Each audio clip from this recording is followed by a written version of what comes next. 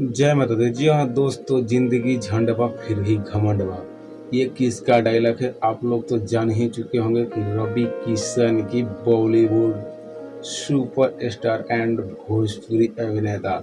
जी हाँ दोस्तों, आजकल वो अभिनेता से नेता बन गए हैं। आज कल वो संसद हैं यूपी के गोरखपुर के। उनकी आज मैं बात करने जा रहा हूं। तो भोजपुरी इंडस्ट्री से हर खबर जानने के लिए मेरे चैनल को सब्सक्राइब नहीं किया तो मेरे चैनल को सब्सक्राइब कर लीजिए और वीडियो को लाइक कीजिए।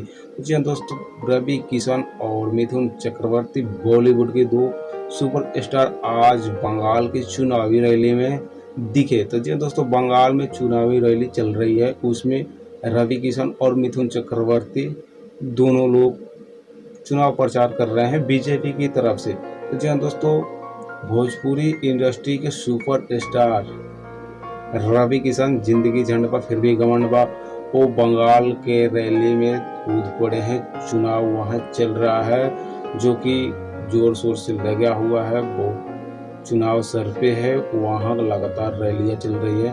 तो दो लोग बॉलीवुड के मिथुन चक्रवर्ती और रवि किशन दोनों लोग चुनावी मैदान में वो भी कूद पड़े हैं।